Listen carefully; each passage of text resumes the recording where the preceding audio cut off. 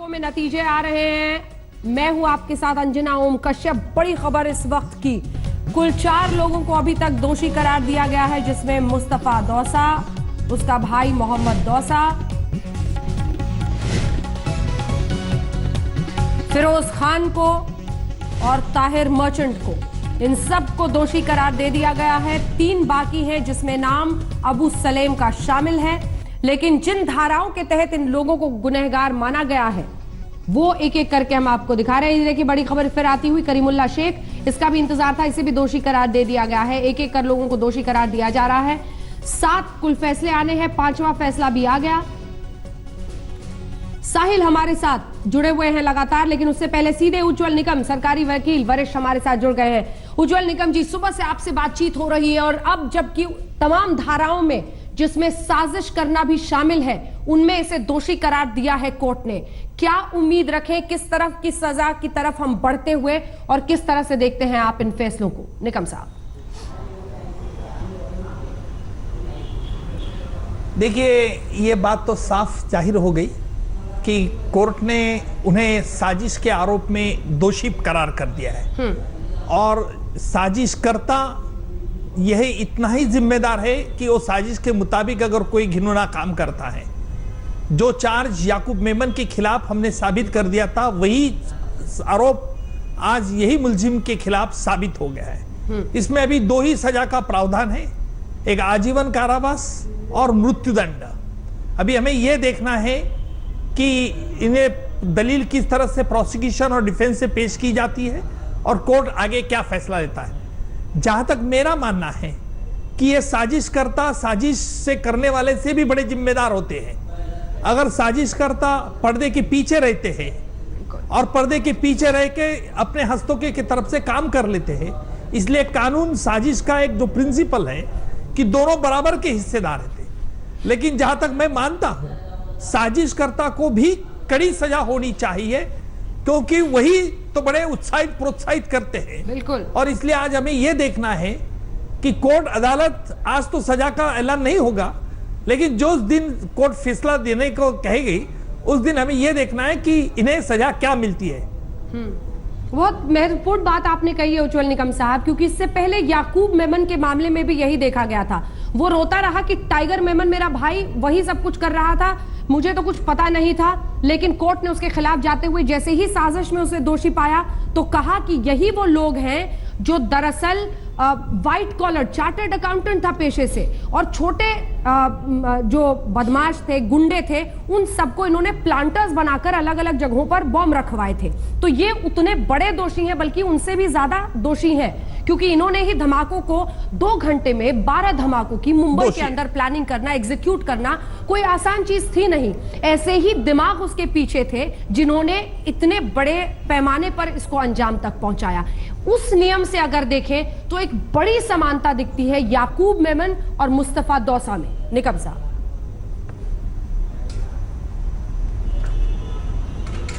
जी अंजना जी, आपने सही कहा कि जिस प्रकार इन्होंने साजिश की, जो दिसंबर 2012 में दुबई में मीटिंग हुई थी, जिस मीटिंग में दाऊद इब्राहिम था, टाइगर मेमन था, मुस्तफा डोसा का भाई मोहम्मद डोसा भी था, मोहम्मद डोसा अभी भी एब्सकॉन्डिंग है, और कई ऐसे आरोपी अभियुक्त थे जो पाकिस्तान के 3-4 नेशनल थे। और उन आरोपी से हमने 2 अभियुक्त को माफी का गवाह बना के कोर्ट के सामने पेश किया था। जो मैंने पहली ट्रायल चलाई थी 93 की बॉम्ब ब्लास्ट की, उनमें 687 विटनेस गवाह एग्जामिन किए थे, और हमने पूरी तरह से जहां तक लैंडिंग हुआ दिघी शेखाड़ी में, आरडीएक्स भारत में पहली बार 93 में आया था, और लैंडिंग होने के बाद बंबई में किस प्रकार ट्रांसपोर्ट किया गया, किस प्रकार उसको डंप किया गया था, और किस प्रकार हथियार डिस्ट्रीब्यूट किए थे, जिसमें संजय दत्त को एक हथियार मिला था। और इस प्रकार पूरी चेन ऑफ एविडेंस 686 विटनेस में। आज का फैसला का यही ब्यूटी है कि जो हमेशा क्रिमिनल जुडिस्प्रूडेंस का प्रिंसिपल रहा है कि पहली ट्रायल खत्म होने के बाद वो सबूत कुछ काम में नहीं, दूसरे ट्रायल में नहीं इस्तेमाल करते। सर एक सेकंड, लेकिन हमने ये पहले सबूत पर फैसला आ रहा है, अबू सलेम पर क्या जानकारी आ रही है? साहिल, अबू सलेम अबू सलेम को क्रिमिनल कॉन्स्पिरेसी में दोषी पाया गया है। एक बहुत बड़ी कामयाबी है सीबीआई के लिए। हमारे साथ मुस्तफा यहां पर है। मुस्तफा, अबू सलेम को सारे चार्जेस दोषी पाया गया है? जी बिल्कुल, अभी तक जो चार्जेस कहे गए हैं वो क्रिमिनल कॉन्स्पिरेसी और एक्सप्लोजिव एक्ट के तहत उनको दोषी पाया गया है। ये बात साफ थी कि अबू सलीम वाज इन्वॉल्व, जो 9 AK-47 यूज किए गए थे, सप्लाई किए गए थे, उसमें एम्यूनेशन का केस उनके खिलाफ किया गया था। क्रिमिनल कॉन्स्पिरेसी में इन्वॉल्व होना यही सबसे बड़ा पॉइंट है इस केस में, क्योंकि क्रिमिनल कॉन्स्पिरेसी में ही फांसी तक की सजा दी जा सकती है इस केस में टाटा कोर्ट की तरफ से। हालांकि सेंटेंस के बारे में तो बाद में तय होगा, क्योंकि एक्स्ट्राडिशन ट्रीटी में फांसी की गुंजाइश नहीं है। लेकिन कॉन्स्पिरेसी की जो बात है, अबू सलीम ये कहकर बचने की कोशिश कर रहे थे कि वो एक स्मगलर थे, उनको नहीं पता था कि उनको क्या दिया गया है सप्लाई करने के लिए। संजय दत्त के घर जाने के बाद उनको पता चला कि उसमें दरअसल एम्यूनेशन थे या गन्स थे। ये अदालत ने नहीं माना है। बिल्कुल नहीं माना है, जो कि हम पहले भी कह रहे थे कि क्रिमिनल कॉन्स्पिरेसी को उन्होंने एक पूरे जनरल तरीके से ले लिया है, जिसमें आपको डायरेक्टली क्रिमिनल कॉन्स्पिरेसी में इन्वॉल्व होना जरूरी नहीं है। अगर आप किसी भी तरीके से उस एक्शन में इन्वॉल्व थे जो कि क्रिमिनल कॉन्स्पिरेसी हुआ है, जो कि 1993 बॉम्ब ब्लास्ट का मामला है, इसीलिए इन सारे केसेस में एक्सप्लोजिव और टाटा कोर्ट में उस केस में उनको दोषी पाया गया है। साहिल इस तो पर एक रिएक्शन उज्जवल निकम जी से ले लेते हैं। अबू सलीम को कॉन्स्पिरेसी में दोषी पाया गया है। उज्जवल निकम जी, आपसे एक रिएक्शन इस पर, क्योंकि यहीं पर लगता है कि पुर्तगाल की संधि से हाथ बंध गए, क्योंकि अबू सलेम के खिलाफ भी साजिश प्रूव करने में प्रोसिक्यूशन कामयाब रहा। उज्जवल निकम साहब,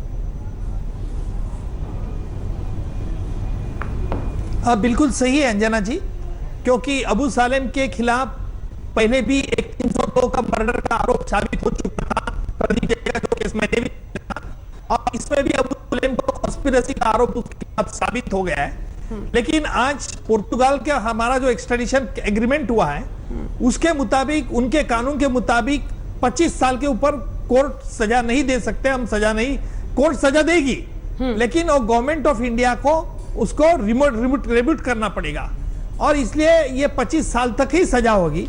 लेकिन देखना यह होगा कि ये 25 साल और पहले ट्रायल में जो 25 साल मिले हैं, क्योंकि अबू सलेम को जेल अभी पुर्तगाल से लाने के बाद वो जेल में बंधा हुआ है, करीबन 10-15 साल तो अभी तक हुए हैं। तो क्या मुझे डर इस बात का, अगर कोर्ट कंकरेंट सेंटेंस कर देती है 25 साल टोटल एग्रीगेट सेंटेंस, तो 5 साल में अबू सलेम की रिहाई होने का धोखा भी हम नजरअंदाज नहीं कर सकते। इसलिए यह मांगना होगा हमें कि इसकी अबू सलेम की ये सेंटेंस और 25 साल की सेंटेंस वो कॉन्जिक्यूटिव रन होना चाहिए। अगर वो कंकरेंट हो जाती है तो मुश्किल होगा, पर मुझे लगता है कि कॉन्जिक्यूटिव मांगना होगा और उस तरह से हमारे एफर्ट्स होने चाहिए। मतलब अगर हम कोर्ट के नजरिए से देखें साहिल, पुर्तगाल की संधि को छोड़ दें, तो एक बार मुस्तफा से जल्दी से आप पूछ लें, जिस पर सर से भी प्रतिक्रिया लेंगे कि मतलब कोर्ट ने एक तरह से जो मेमन के वक्त पर किया, याकूब मेमन में, वही तमाम धाराएं यहां पर भी साबित हो रही हैं अबू सलेम के खिलाफ।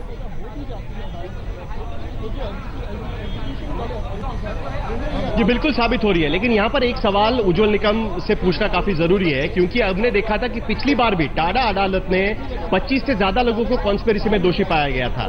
जो लोग प्लांटिंग में इन्वॉल्व थे या लैंडिंग में इन्वॉल्व थे, उनको भी कॉन्स्पिरेसी में दोषी करार दिया था। उनको फांसी की सजा सुनाई गई थी टाडा अदालत ने, लेकिन सुप्रीम कोर्ट ने वो सजा लाइफ इंप्रिजनमेंट में बदल दी, लेकिन याकूब मेमन की सजा उन्होंने नहीं बदली थी।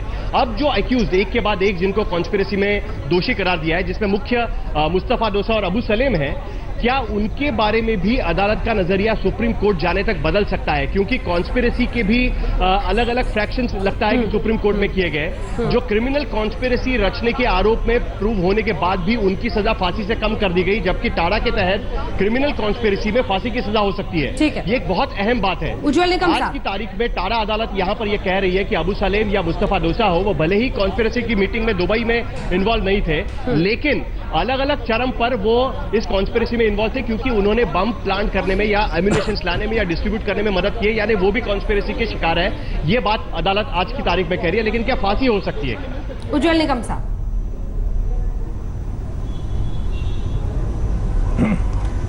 देखिए, साहिल ने जो बात कही है उसमें थोड़ा सब्सटेंस ये भी है कि मुस्तफा डोसा का जो रोल है इस केस में पूरे पहले से, जो मैं दिसंबर 2012 से देख रहा हूं, तो कॉन्स्पिरेसी साजिश करता तो है ही, लेकिन उसके बाद उसका ओवरटैक्ट और है कि जो दिगी शेखाड़ी की डिस्ट्रीब्यूटिव चैनल लाइन दे दी थी, उसने अपने आदमी दिए थे, ये उसका ओवरटैक इधर आता है। लेकिन याकूब मेमन का रोल बड़ा पैमाने में पे है। मैं याकूब मेमन और इसका इक्वेट नहीं करूंगा, इसीलिए कि याकूब मेमन टाइगर का भाई था, 12 मार्च 93 के बाद बंबई में था और पूरी मेमन फैमिली ने ये प्लानिंग होने के बाद वो दुबई चले गए थे। टाइगर मेमन हालांकि कॉन्स्पिरेसी में था, याकूब मेमन उस वक्त उधर दुबई में ही था। तो मुझे लगता है कि ये रेयरेस्ट ऑफ रेयर केस बन सकती है, ये इसके खिलाफ भी, यानी डोसा के खिलाफ, मुस्तफा डोसा के खिलाफ। लेकिन दलील ये हमारी होनी चाहिए कि मुस्तफा डोसा का रोल किस प्रकार शुरुआत से रहा, किस प्रकार ओवरटैक कॉन्स्पिरेसी के बारे में हुए, ताकि 256 लोगों की किस प्रकार जान चली गई। ये अगर दलील हमारी होती है तो मुझे लगता है कि वो फांसी के लिए ही उसका गुनाह है। शम्स जी, जो अभी तक जो निगम साहब कह रहे हैं, अगर हम बात करें जिस तरीके से पहले के केसेस के बारे में, करीब 100 लोगों के आसपास की फांसी थी, जिसमें एक सिर्फ याकूब मेमन को छोड़ के बाकी सब लाइफ इम्प्रिजमेंट में है। यहाँ पे भी 7 केस है, अगर आप 7 में देखें, बल्कि मैं 6 को ही लेके चलता हूँ क्योंकि अबू सलेम के साथ कुछ बंदिश है, इसलिए आप 6, बाकी आप 6 को ही लीजिए। इनमें से डोसा एक वो है और उसका भाई है। दुबई में अगर मीटिंग होती है और वहाँ पे कब क्या करना है, ये शायद वही एकलौती जगह थी जहाँ पे बैठे हुए या उस मीटिंग में मौजूद लोगों को सबसे क्लियर पिक्चर थी कि 12 मार्च 1993 को मुंबई में क्या होगा, कौन कहाँ क्या करेगा, किसको क्या रोल काम बांटा गया था। जी, वहाँ पे अगर ये होता है तो ये अपने आप में ये है कि आप इससे फिर बच नहीं सकते कि आपको कोई धोखा था, आपको किसी और पता नहीं था, या इतने बड़े पैमाने पे ब्लास्ट होने जा रहा है ये आपको नहीं मालूम था। तो इन 6 लोगों में अगर सही मानों में देखा जाए, कॉन्स्पिरेसी 120 भी 302 सब पे लगे हुए हैं और सभी में दोषी करार दिए जा रहे हैं।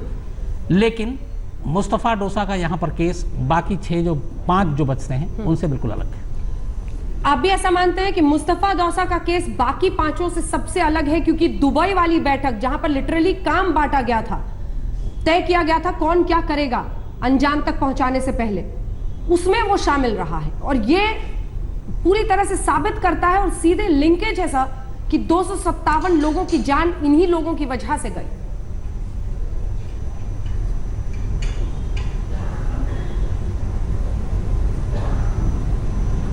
निकम साहब, आपका सवाल मुझे है अंजना जी? जी निकम साहब।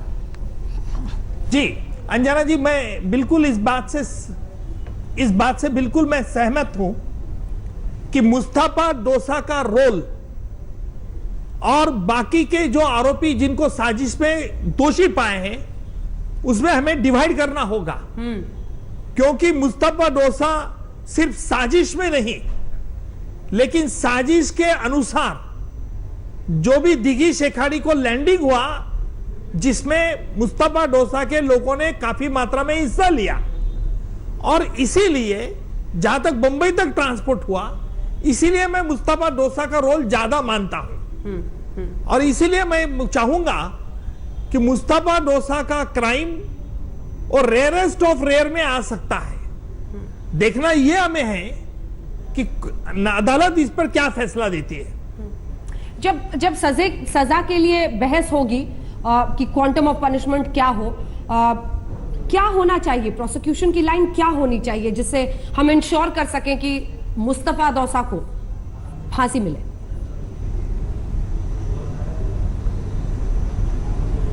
देखिए, प्रोसिक्यूशन जरूर इस प्रकार दलील पेश कर सकते हैं कि दिसंबर 2012 से साजिश के मुताबिक दिघी शेखाड़ी को किस तरह से लैंडिंग हुआ, किस तरह से ट्रांसपोर्ट किया, और मुस्तफा डोसा का ओवरटैक क्या रहा उसमें, क्या उसमें सिर्फ साजिश में शामिल था कि साजिश के बढ़ के उसने कोई हिस्सा लिया था, अगर बढ़ के हिस्सा लिया है तो किस प्रकार हिस्सा लिया है, और किस प्रकार 93 के बॉम्ब ब्लास्ट को अंजाम दिया है। यह बहुत चुनौती प्रोसिक्यूशन को होगी। अगर प्रोसिक्यूशन यह लिटमस टेस्ट पार करता है तो मुझे लगता है कि यह मुस्तफा डोसा का भी फांसी के फंदे से बच नहीं सकता। अबू सलेम पर सर वापस आते हैं, क्योंकि अब अबू सलेम का मामला जरा फंसा हुआ, जैसा कि आप ही कह रहे हैं कि 25 साल से ज्यादा हो नहीं सकता, कॉन्करेंट होगा या कंसेक्यूटिव उसकी सजा मान ली जाएगी, मिला दिया जाएगा। क्या होती है जो तय प्रक्रिया है? लेकिन उससे पहले सर एक सेकंड बस, साहिल से एक और अपडेट आ रहा है। साहिल जल्दी से बताएं, अगला फैसला भी आ गया?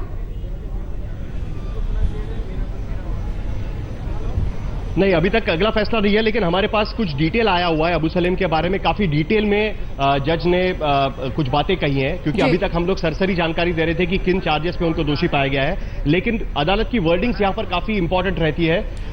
उस पर हम कुछ बात करेंगे। हमारे साथ सौरभ बख्तानिया यहां पर है। सलीम को मेन कॉन्स्पिरेटर कहा है अदालत ने। यस, सलीम को सबसे मेन कॉन्स्पिरेटर कहा है। उसने आर्म्स एंड एनुमेशन और जितने भी जो AK-47 थी, AK-56 थी, वो सभी की सभी जो सप्लाई करके मुंबई में लेके आने का काम था वो अबू सलीम का था। भरूच से जो गाड़ी थी गुजरात के नंबर प्लेट की मारुति वैन, वो भी अबू सलीम ही लेके आया। और जज ने बहुत स्पेसिफिकली कहा जो ये आर्म्स एंड एमुनिशन रखे गए थे वो संजय दत्त के घर पे भी अबू सलीम ने ही रखे थे।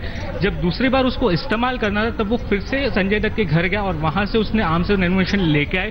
तो ये जो चार्जेस है वो बहुत सीरियस है और ये मेन कॉन्स्पिरेटर है और उन्होंने इसको 302 के तहत गिल्टी माना है, जो है मर्डर, फांसी, और इसके अंदर उसको फांसी लग सकती है। और दूसरे जो चार्जेस है वो 307 अटेम्प्ट टू मर्डर और क्रिमिनल कॉन्स्पिरेसी। तो ये सब धाराएं अबू सलीम की काफी सारी मुश्किलें बढ़ा सकती है और टाडा के तहत भी उसे गिल्टी माना गया है। और सबसे अहम बात, जब ये डिसीजन आ रहा था तो सभी के सभी 3 आरोपी वहां पे खड़े थे, लेकिन अबू सलीम के बारे में जब जज कह रहा था तो अबू सलीम खड़ा नहीं हुआ। वो आराम से बेफिक्र वो एक कोने में बैठा हुआ था अपना सिर ऐसे रख के, और उसे कुछ मतलब सब वो कुछ उसको रिएक्ट नहीं कर रहा था। और सभी के सभी आरोपी जब जज अपना फैसला पढ़ रहे थे तब अबू सलीम आराम से बैठ के सबसे वो पीछे बैठा था कोने में, और कोने में बैठ के वो पूरा जजमेंट सुन रहा था। जी, लगता है कि अबू सलीम को पता है कि पुर्तगाल के साथ जो प्रत्यर्पण ट्रीटी हुई है उसके तहत उनको फांसी की सजा नहीं हो सकती, शायद इसीलिए वो आराम से बैठे थे। अब ये सवाल काफी अहम रहेगा उज्जवल निकम साहब के लिए, क्या यही वजह है कि अबू सलीम को लगता है कि उनको फांसी नहीं हो सकती? बिल्कुल। और निकम साहब आपसे ये भी समझना चाहेंगे, अब धीरे धीरे ये साबित हो गया है कि मुख्य कॉन्स्पिरेटर पूरा हथियारों का जखीरा लेकर एक तरह से मारुति वैन में यही अबू सलीम आया था, लेकिन संधि है और संधि कहती है 25 साल से ज्यादा नहीं, इसीलिए आराम से बैठा था पीछे।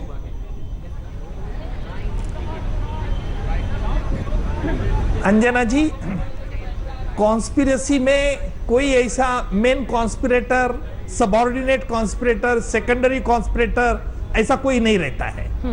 ये मैं न्यायालय के इस फैसले से बिल्कुल सहमत नहीं हूं कि मेन कॉन्स्पिरेटर है। सभी कॉन्स्पिरेटर बराबर हिस्सेदार रहते हैं, लेकिन वो बात छोड़ दीजिए। क्या बोला? महत्वपूर्ण बात यह है कि अबू सलीम किस प्रकार बैठा था क्या नहीं, साहिल जी जो सौरभ ने बताया उससे भी कुछ फर्क नहीं गिरता।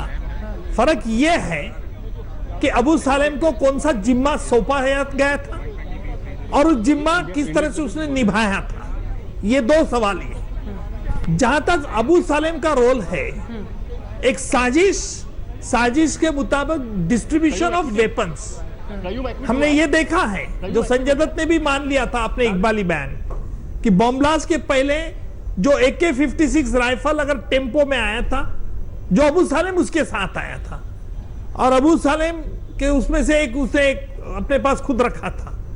लेकिन इसका मतलब यह है कि बाकी के ये AK-56 राइफल जो उनका प्लान था कि बॉम्बे म्युनिसिपल कॉर्पोरेशन की बिल्डिंग पे, जो हमने इकबाली बयान में लाया था कि जब यह बॉम्बे म्युनिसिपल कॉर्पोरेशन की बीजेपी कॉर्पोरेट की जब मीटिंग होने वाली थी तब वहां फायरिंग करके वहां कॉर्पोरेटर को मारना, ये इनका प्लान था। ये मैंने 93 के बॉम्ब ब्लास्ट में डाला था। इस प्रकार हथियार सब ये लेके आने के कारण कुछ बेगुनाह और लोगों की हत्या करना, ये तो इनका मकसद था। लेकिन आज हमें यह देखना है कि अगर कोर्ट ने उसको दोषी करार कर दिया है 302 में मर्डर में, क्या उसको फांसी की सजा मिलेगी? क्या हम प्रोसिक्यूशन मांग सकता है? तो जहां तक मैंने अबू सलीम के खिलाफ मर्डर का चार्ज पहले भी प्रूव कर दिया था, जहां तक मैं उसके खिलाफ फांसी की सजा मांग नहीं सका, क्योंकि जो एग्रीमेंट है गवर्नमेंट ऑफ इंडिया का उसके मुताबिक, और सुप्रीम कोर्ट ने भी ये माना है, we have to honour that agreement, we are helpless before that agreement. और इसीलिए अबू सलीम निर्धास्त इसीलिए है कि उसे मालूम है कि 25 साल है। अबू सलीम की तरफ से यह जरूर कोशिश की जाएगी और सुप्रीम कोर्ट में की जाएगी कि साहब मुझे पहले प्रदीप जैन के मर्डर केस में 25 साल की सजा हुई है, और अभी भी ये इस केस में अगर 25 साल की सजा होती है तो मैंने यहां भारत में मुझे लाने के वक्त अभी 15 से 20 साल तो हो गए तो मुझे वो सेट ऑफ मिले। अगर ये ऐसा करता है तो हमें यह देखना होगा कि इस पे कोर्ट क्या रवैया कर लेता है। बिल्कुल बिल्कुल, क्योंकि अगर ये कॉन्करेंटली हो जाती है, दोनों सेंटेंस ज्वाइन कर दी जाती है तो मुश्किल होगा। बिल्कुल तब मुश्किल होगा। शम्स जल्दी से। निगम साहब, आपसे मेरा एक सवाल है कि 2005 में यहाँ पर अबू सालेम को लाया गया लिस्बन से, 12 साल हो चुके हैं। प्रदीप जैन मर्डर केस में आपने सजा दिलवाई, 25 साल की सजा हुई है जी। अब मेरा सिर्फ इतना जानना है कि कानूनी नुक्ता नजर से क्या ये कैसे हो सकता है कि दोनों सजा को अलग अलग आप, मतलब क्या इससे पहले का कोई एग्जाम्पल है कि दो अलग अलग मामलों में सजा हुई और दोनों पैरेलल नहीं चली, बल्कि अलग अलग कहा गया कि पहले आप इस 25 साल को काट लीजिए, बाकी के 10 साल बाद में काटेंगे, या दोनों एक साथ काटेंगे? ऐसा पिछला कोई एग्जाम्पल? देखिए शम्स साहब, आपका सवाल बिल्कुल ठीक है। दोनों, एक हमें यह देखना है, एक बड़ी इंटरेस्टिंग बात ही कि दोनों फैसले सानब जज साहब ने सुनाए हैं। जो प्रदीप जैन की केस मैंने चलाई वो ये जज सेम थे, और ये बॉम्बलास्ट अबू सालेम जिसका फैसला वो इन्होंने चला है। अगर दोनों सेंटेंस अलग रखे गए हैं, अगर कोर्ट स्पेसिफिक ऑर्डर करती है कि ये फैसले में कि this sentence should be run. Sir आपको रोक रही हूं बीच में क्योंकि बड़ी खबर इस वक्त आ रही है। एक इकलौता शख्स जिसे बरी कर दिया गया है उसका नाम है अब्दुल कयूम अंसारी। अब क्या इस पर आरोप थे वो तमाम चीजें देख के हम आपको बताते हैं। अब्दुल कयूम अंसारी को बरी कर दिया गया है धमाकों के मामले में। 7 लोगों पर फैसला आना था, 6 को दोषी करार, अब्दुल कयूम को बरी कर दिया गया है। साहिल, देवेश, अब्दुल कयूम को बरी कर दिया गया है। हेलो, अब्दुल कयूम शेख को बरी किया गया है इस केस में। सारे चार्जेस जो भी इनके ऊपर लगे हुए थे वो ड्रॉप किए गए हैं। और भी जो अलग 6 आरोपी हैं, अबू सलेम, मुस्तफ़ा दोसा, ताहिर मर्चेंट और जो अन्य 3 लोग हैं, उन्हें waging war against the nation इस चार्ज में सबको नॉट गिल्टी, इस चार्ज को ड्रॉप किया गया है। इसमें किसी को दोषी नहीं पाया गया, पर murder, conspiracy, explosive act, arms act, TADA act, इन सारे चार्जेस में जो 6 आरोपी हैं, अब्दुल कयूम शेख को छोड़कर इन 6 को दोषी माना गया है। ये बहुत महत्वपूर्ण है। अब्दुल कयूम को बरी कर दिया गया है। Waging war against the country में दोषी नहीं पाया गया है। इसको किस तरह से देखें निकम साहब, और अगर वो पॉइंट आप समझा सके कि क्या ऐसा कोई केस है पहले जिसमें 2 सजाओं को अलग अलग मान के रखा गया है?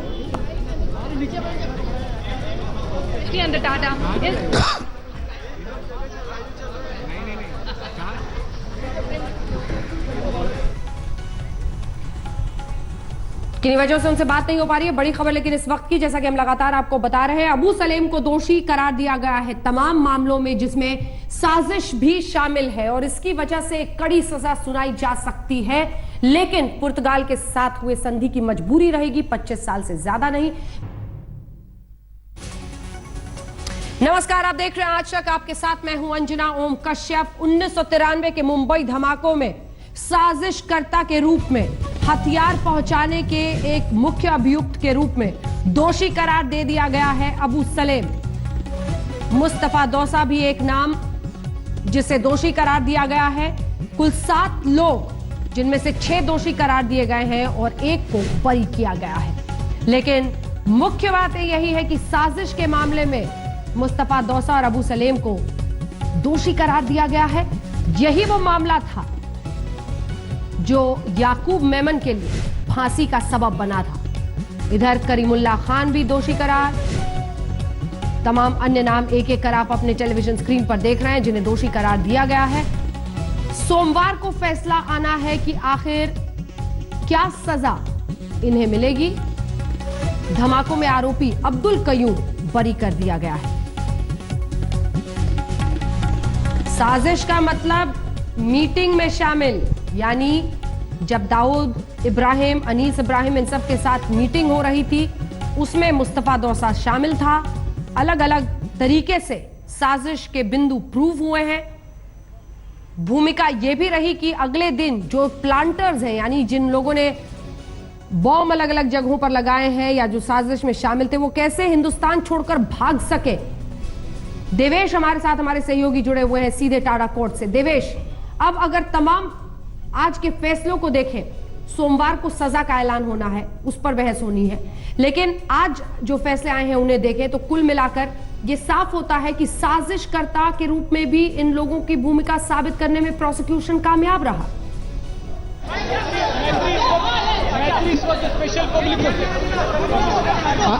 अंजना, आप देख सकती हैं पब्लिक प्रोसिक्यूटर यहाँ पर आए हुए हैं जो ये केस लड़ रहे थे लेग 2 का, और आप ये बात करेंगे। खड़ा रह के आवाज जाएगा ना? जाएगा सर, बैठ जाइएगा।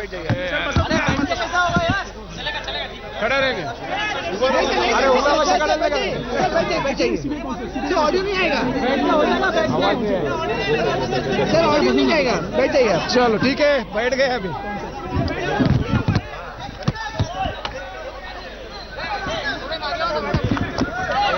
सर पहले हिंदी में बताइए, आज फैसला जो आया उसके बारे में पहले आपकी प्रतिक्रिया क्या हुआ था? सर बोलिए सर, शुरू सालवी सर, आज का जो फैसला आया है ब्रीफ में हमें हिंदी में बताएं। आज का कोर्ट का जो फैसला था, क्या फैसला है? कोर्ट ने एक आरोपी का नाम लिया, उनके खिलाफ जो आदेश था वो जारी किया। जोर से बोलिए। Yes sir.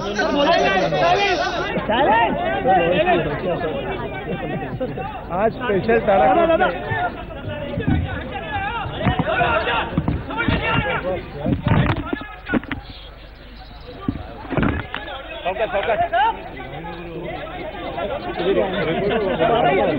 आज स्पेशल कोर्ट फॉर सर, जोर से बोलिए सर, बोलिए। आज special court for ta-da cases ने 93 बॉम्ब ब्लास्ट में सेकंड पार्ट का जो जजमेंट दिया है उसमें कन्विक्शन 6 लोगों को दिया है, जहां पे 7 लोग एक्यूज थे, उसमें से 6 लोगों को कन्विक्शन किया है, आउट ऑफ विच 5 लोगों को सेक्शन 120B यानी कंस्पायरेसी के अंडर कन्विक्शन हुई है, और एक को 3-3 टाड़ा के मुताबिक कन्विक्शन हुई है, और एक एक्यूज को जो कयूम करके है उसको एक्विट कर दिया है। सर रोल क्या क्या बताएं? अबू सलीम का, मुस्तफा डोसा का रोल क्या बताया गया सर? पहला तो मुस्तफा डोसा का ये रोल था कि पहली जो कंस्पायरेटरी मीटिंग हुई थी दुबई में, वो मुस्तफा डोसा के भाई मोहम्मद डोसा के घर पे हुई थी, और वहाँ पे मुस्तफा डोसा खुद प्रेजेंट था, उसके साथ में दाऊद इब्राहिम, अनीस इब्राहिम, एजाज पठान और बाकी के बहुत सारे बॉम्बे के गैंगस्टर्स थे, जिन्होंने वहाँ पे ये कंस्पायरेसी हैच की थी कि बॉम्बे में हम लोग आर्म्स और एम्यूनिशंस भेजेंगे, बॉम्ब्स भेजेंगे, जो RDX भेजेंगे, और उसके साथ में बॉम्ब ब्लास्ट करेंगे और राइट कराएंगे हिंदू लोगों के अगेंस्ट और गवर्नमेंट के अगेंस्ट पूरा उठाव करेंगे। Sir Beijing war against nation में सबको छोड़ा है। मुस्तफा डोसा का रोल अभी खत्म नहीं हुआ है, पहले मुस्तफा डोसा क्लियर करता हूँ, घाई मत करो। मुस्तफा डोसा का रोल खत्म, मुस्तफा डोसा का बाद में ये रोल था कि उसने ये जो कंस्पायरेटरी मीटिंग हुई थी उसमें जो तय किया गया था, उसने पहले इनिशियल स्टेज लिया और उसने पहली कंसाइनमेंट 9/93 को दिघी जेटी पे भेजी, सेकंड कंसाइनमेंट फिर टाइगर ने लैंडिंग कर दिया था, और थर्ड कंसाइनमेंट वापस मुस्तफा डोसा ने की थी। तो इस कंसाइनमेंट्स में जो भी माल भेजा था उसमें से कई सारा माल डायरेक्ट बॉम्बे आया था, कई वहाया मुमरा आया था, कई वहाया भरूच आया था। जो भरूच में जो माल गया था वो माल अबू सालेम ने भरूच से बॉम्बे लाया था, और वहाँ यहाँ आने के बाद में मुस्तफा डोसा और अनीस इब्राहिम के कहने पर कुछ माल संजय दत्त को दिया था, कुछ सलीम कुर्ला को दिया था, और कई लोगों को दिया था, और वो माल अबू सालेम के पूरे कंट्रोल में था, जो उनके इंस्ट्रक्शंस के मुताबिक वो माल सबको डिस्ट्रीब्यूट कर रहा था। और जो ताहिर मर्चेंट जो है तीसरा आरोपी, वो इसमें कंस्पायरेसी में हर वक्त हर जगह पे था। उसने दुबई में रहकर यहाँ के जो भी यूथ जाते थे दुबई में, उनको वो पूरा एंटरटेन करता था, उनको रहने के लिए खाने पीने का सब बंदोबस्त करता था। वहाँ से ये सब लोग मिलके उनको पाकिस्तान भेजते थे, पाकिस्तान में उनका ट्रेनिंग होता था आर्म्स एंड एम्यूनिशंस का, और वो ट्रेनिंग लेके फिर वापस दुबई आते थे, दुबई से वापस इंडिया आते थे। और जब ये दुबई से पाकिस्तान जाते थे, पाकिस्तान से दुबई वापस आते थे, उस वक्त पाकिस्तान ने इनको पूरा ग्रीन चैनल एंट्री दे के रखा था।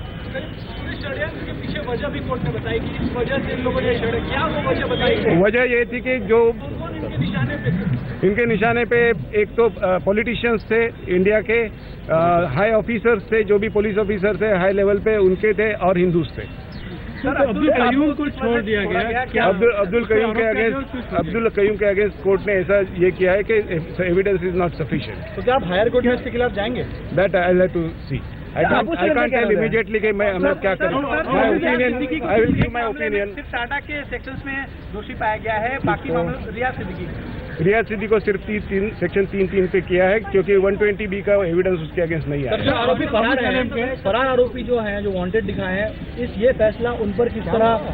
ये फैसला उनके लिए बहुत इम्पोर्टेंट है क्योंकि जो भी पहले का जो ट्रायल हुआ था उसमें जो भी एविडेंस आया था वो एविडेंस हम लोग यूज कर सकते हैं कि नहीं कर सकते, इसका पूरा या जो ये था डिसीजन था वो आज डिसाइड होने वाला था और आज ये कोर्ट ने डिसाइड किया है कि वो पूरा एविडेंस हम लोग यूज कर सकते हैं और वो यूज करके ही कोर्ट ने कन्विक्शन किया। अबू सलेम के बारे में विस्तार से बताइए, क्या उसके आरोप थे, किस तरह से दोष साबित हुए हैं, क्या क्या रोल? अबू सलेम के अगेंस्ट सब और जो ये है 120B read with all sections almost all 302, 307, 121 sorry not 121 201 ये सब ऑफेंसेस प्रूव हुए हैं ऐसे कोर्ट ने। सर 121 में सभी को छोड़ा है वेजिंग वॉर अगेंस्ट नेशन में, क्या कारण था वेजिंग वॉर अगेंस्ट नेशन का जो चार्ज था कोर्ट ने नहीं माना?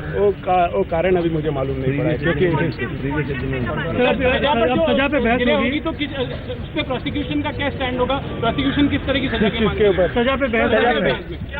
Let me first study the case. कुछ आरोपियों ने अपनी आज पहचान को करने का इंटरव्यू ने ये इंटरव्यू हम लोग उस दिन करेंगे। कुछ आरोपियों ने अपनी पहचान को लेकर भी दावा किया था, कोर्ट ने वो दावा नकारा है। फिरोज अब्दुल रशीद खान करके एक्यूज था, उसने ये कहा था कि मैं हमजा अब्दुल रशीद खान हूँ, उसका स्टेप ब्रदर हूँ और उसने बहुत सारी चीज़ें पैदा की थी जैसे कि रेशन कार्ड है, ड्राइविंग लाइसेंस है, पासपोर्ट है, लेकिन वो सब हम लोग ने CBI ने बहुत अच्छी तरीके से उसका इन्वेस्टिगेशन करके उसको खारिज कर दिया है। कयूम पे क्या चार्जेस थे? कयूम पे ये चार्जेस थे कि अबू सलेम ने उसके कन्फेशन में ये कहा था कि ये सारा जो माल है वो अनीस का और कयूम का है। सर क्वांटम ऑफ सेंटेंस कब से है, कुछ डिटेल्स? अभी 19 तारीख को कोर्ट ने डेट दी है, वहाँ से आर्ग्यूमेंट्स चालू हो जाएंगे। सर मराठीमध्ये सांगा आता काय झालं आज कोर्टामध्ये? आज स्पेशल कोर्ट टाटा केसेस जे आहे मुंबईचा त्यांनी मुंबई बॉम्बलास्ट 1993च्या केसमधल्या 7 पैकी 6 आरोपींना दोषी ठरवलेलं आहे आणि एका आरोपीला भरूच गुजरात से मुंबई लेकर आया था हथियारों का जखीरा अबू सलेम। तमाम जानकारियां जिसके बिना पर साजिशकर्ता से लेकर हथियार पहुंचाने वाले शख्स के रूप में दोषी करार दिया गया है अबू सलेम। मुस्तफा दौसा भी 93 धमाकों में टाटा की सेशंस कोर्ट ने अबू सलेम को दोषी करार दिया है। क्या होगा अबू सलेम का? क्या उसे फांसी होगी या उम्र कैद या फिर कोई और सजा मिलेगी? अबू सलेम के मामले में यह सवाल इसलिए अहम है क्योंकि वो एक बड़े गुनाह का दोषी है, तो पुर्तगाल से उसके प्रत्यर्पण के मुताबिक भारत उसे फांसी की सजा दे ही नहीं सकता।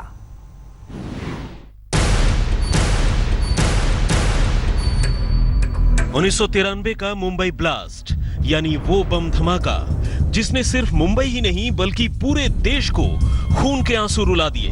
गुनहगारों को आखिर सजा क्या होगी?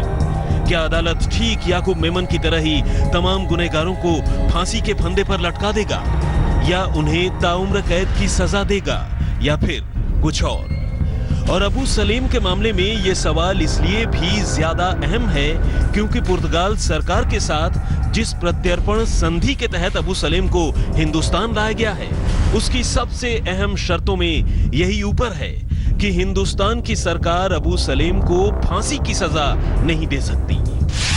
आखिर क्या होगा माफिया डॉन अबू सलेम का? क्या मुंबई ब्लास्ट में उसे मिलेगी फांसी की सजा या फिर सलेम को मिलेगी ताउम्र कैद की सजा? क्या प्रत्यर्पण संधि के चलते फांसी से बच जाएगा अबू सलेम? मुंबई धमाकों के बाद कायरों की तरह विदेश में जा छुपे अबू सलेम को न सिर्फ भारत ने ढूंढ निकाला था बल्कि उसके गुनाहों का कच्चा चिट्ठा सौंपते हुए भारत उसे पुर्तगाल से प्रत्यर्पण कर यहां लाने में भी कामयाब रहा था।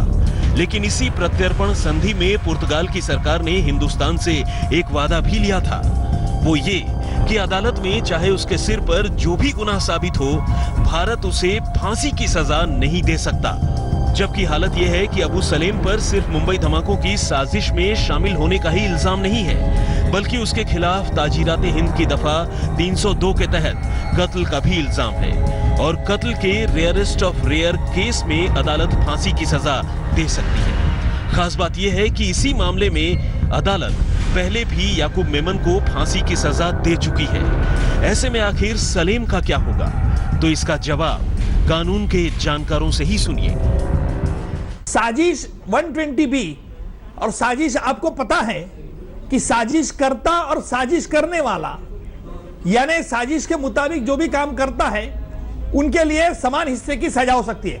मैं ये जरूर आपसे सहमत हूं कि अबू सालेम के खिलाफ हम फांसी की सजा की मांग नहीं कर सकते, लेकिन 25 साल लाइफ इंप्रिजनमेंट की अगर अबू सालेम दोषी करार होता है तो उसके 25 साल की सजा की मांग जरूर कर सकते हैं। यहां एक तथ्य यह भी आ सकता है क्योंकि याकूब मेमन को फांसी हुई तो उनको फांसी क्यों ना हो, बट आज सिचुएशन सर्कमस्टांसेस थोड़े से डिफरेंट इसलिए हैं कि वो और ज्यादा समय जेल में रहे हैं। तो मैं एक्सपेक्ट करता हूं कि कम से कम लाइफ टू अदर्स और 25 years at max to Abu Salem.